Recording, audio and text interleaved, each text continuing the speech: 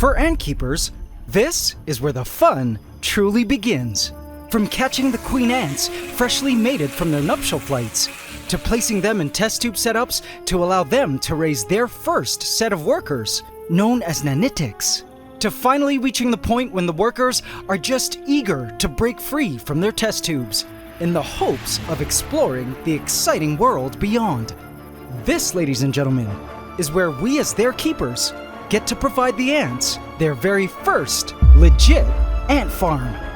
Now last year, millions of you followed that exact journey of my fire ant queen, named the Ember Empress, who gave rise to a budding fire ant colony who eventually moved into their first ant farm that expanded and expanded and expanded until the massive fire ant kingdom that grew ultimately relocated to their permanent home paludarium of majestic floating mountains we called the Ember Islands.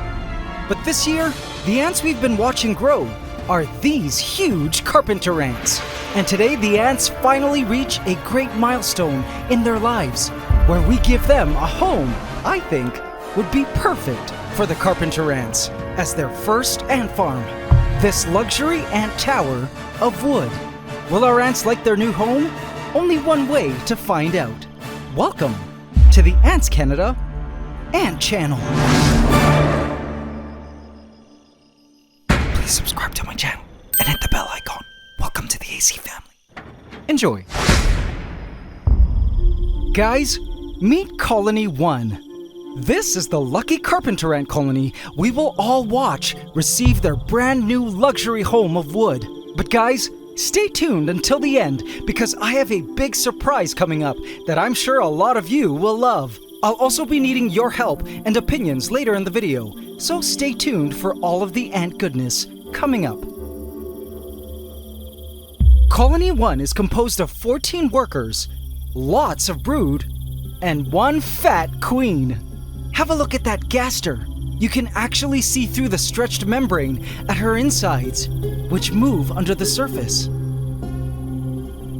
Is that ant breathing? Ant digestion? Ant egg production? I could only guess. The worker ants of Colony 1 are really cute. Have a look at these two ants feeding each other mouth to mouth, a process called trophallaxis. It's a cool way ants distribute food inside themselves, so food isn't just sitting around in the nest, which could cause a dangerous mold outbreak. Each worker is full to the brim with food. They've been eating well. Now this promising Carpenter ant colony was the selected winner of a poll we held in last week's episode, where you, the AC family, the amazing subscribers of this channel, P.S. if you haven't subscribed yet, what are you waiting for? Do it now. Voted for them to receive a new home. They won by 10,000 of your epic votes. And so I went ahead and prepared a new and luxury ant farm for them. A type of home I've never before given to any ant colony of mine in the past. So I was just as excited to connect this colony to it. But before we go ahead and give them their new home, some of you may be wondering, okay, but what happened to the other ant colonies, the losers of the poll? Well, they're here.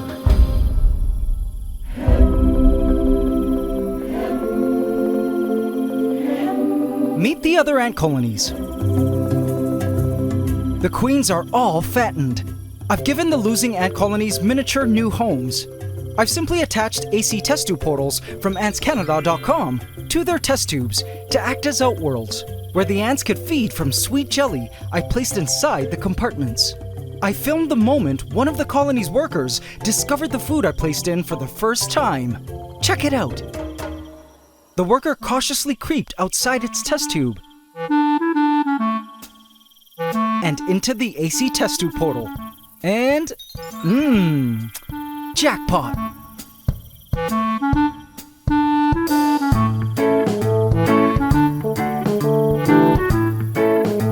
Once full, it ran back to the colony to tell the others to head outside and feast.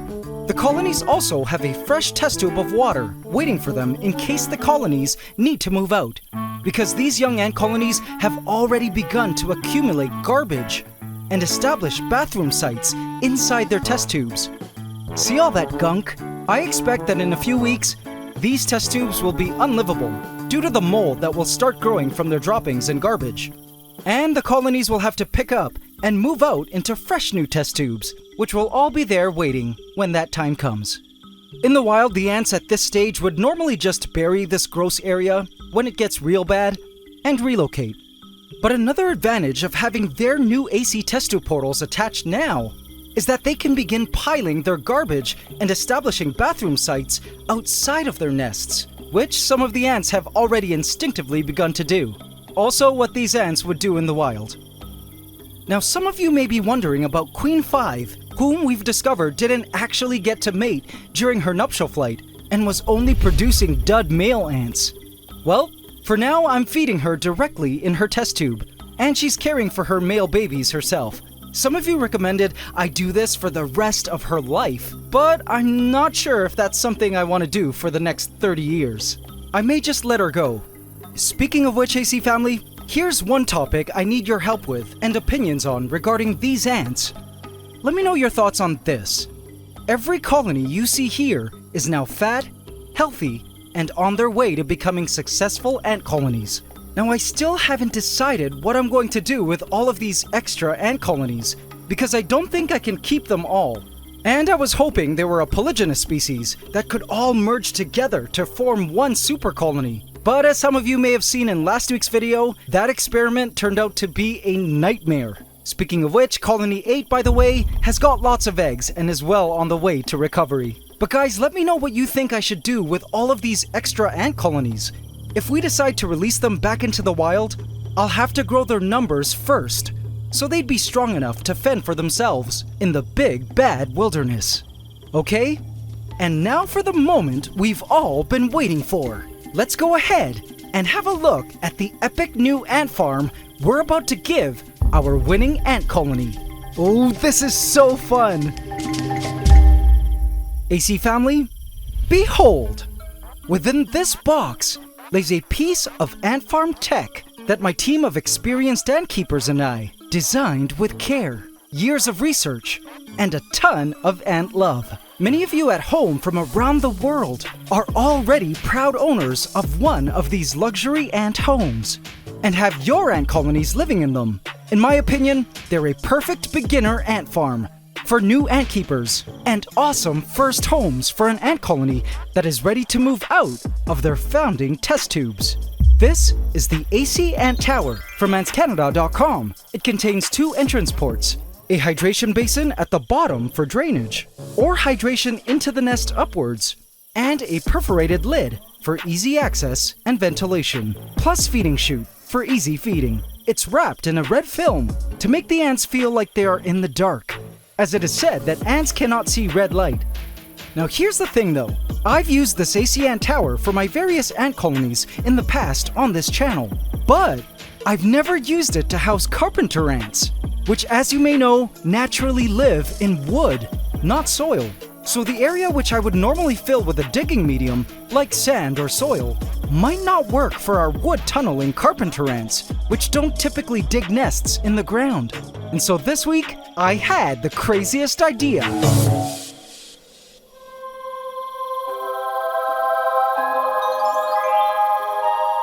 Wood. I fashioned a cylinder of wood that fits perfectly into the ant tower. Let's go ahead and place it inside.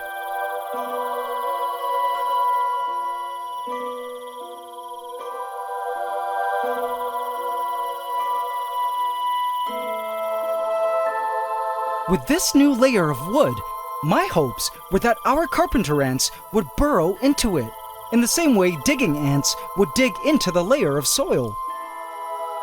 But one thing I wanted to show you was this.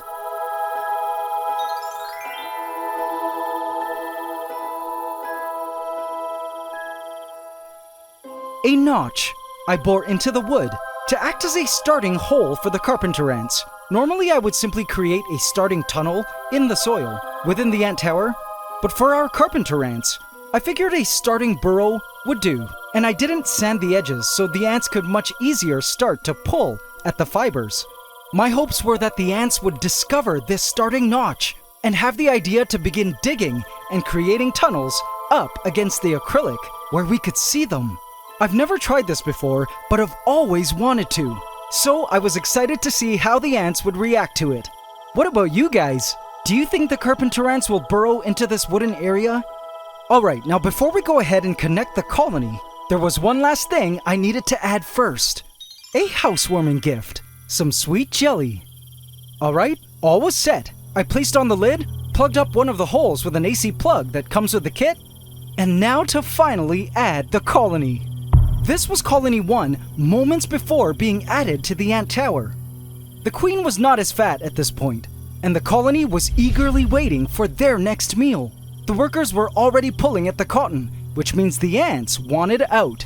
It was time to give this lucky Carpenter ant colony the newest home of their dreams.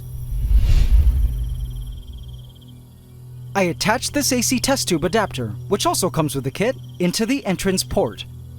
And all that was left was to attach the colony. Ready, AC family? Let's do this! I attached Colony 1 to the test tube adapter. Instantly, an ant wandered out of the test tube. At first, the ants were a bit shy, but once one of the ants touched the wooden surface, it knew exactly what to do. It entered the ant tower and immediately found our sweet jelly offering. Let me remove the red film for now, so we can better see the action. The ant feasted and began to fill up its social stomach with food. When it was done, it made its way back to the nest, wafting "I found food" pheromones all around to entice its fellow ants to come out and help with the food collection. The ant excitedly rushed back home and immediately began to regurgitate its delicious food collection to feed the queen. This ant knew its priorities. Another worker also joined in on the trophallaxis, and once the queen was done, a third ant came to feed from the scout. Wow! I've never seen three-way trophallaxis before. How awesome! Having a taste of the sweet goods caused the ants to want to venture out for themselves, to feast some more. More and more workers were on site now, filling up their social stomachs, then returning to the nest to regurgitate the food to feed the other ants. Again, lots of three-way trophallaxis. Now, as this process of food collection continued, I wondered when the ants would discover our hole and start digging. There were a few times when I caught the ants checking out the starting burrow, which was a great sign.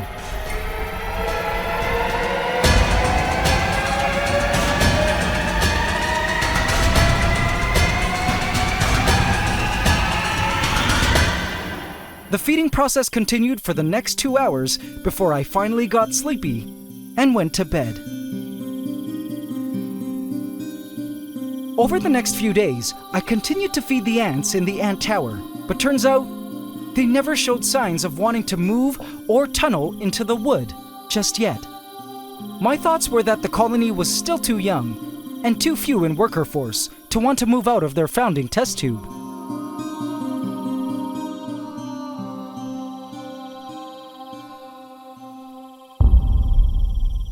Regardless, this was still a very exciting experiment to conduct, because though I've housed wood-boring carpenter ants in the past, I've always housed them in ant farms with pre-made tunnels, never in ant farms which allowed the ants to burrow through wood as they would in the wild. I was curious to see at what stage the ants would decide to start expanding their nesting space and begin boring tunnels into the wood. In perfect carpenter ant fashion, I knew that eventually this ant colony would grow too big for this test tube, or that the test tube would foul up, at which point the ants would surely need to move out. And I'm sure when that time comes, the wood in the ant tower would start to look more and more attractive to the ants. And now, AC family, as mentioned at the start of this video, it's time for a surprise.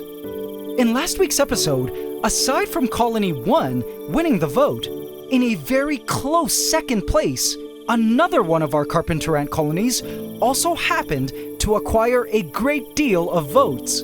A whopping close to 9,000 of you voted and felt that Colony 7 should receive the new ant farm. Colony 7 was also a very worthy choice in my opinion, because like Colony 1, it was one of the largest colonies of the bunch, and also, as we suspected, a different species.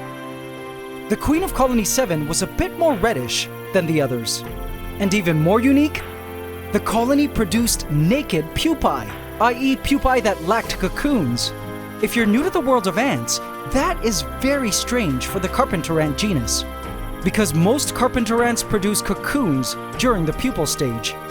So keeping Colony 7 was a very attractive idea to me, due to the colony's uniqueness and success thus far, and apparently to almost 9,000 of you as well. And so AC family, I heard you out and gave Colony 7 an ant tower of wood as well. I was excited to see how this new story of our two rival kingdoms of Carpenter ants, living in their luxurious twin towers of wood, as well as the remaining ant colonies developing on the sidelines, would pan out over the next few weeks. AC family, I think it's time we give our two Carpenter ant colonies official names. Let me know what you think we should name our two rival Carpenter ant kingdoms in the comments. And let me know which team you choose to be part of. I'll have official flags designed for both colonies and reveal them in the next episode. I'll give you time to choose a team. Overall, I couldn't wait to see what was up next in the unfolding of this amazing ant story. Thank you all for watching and supporting the ants. It's Ant Love forever.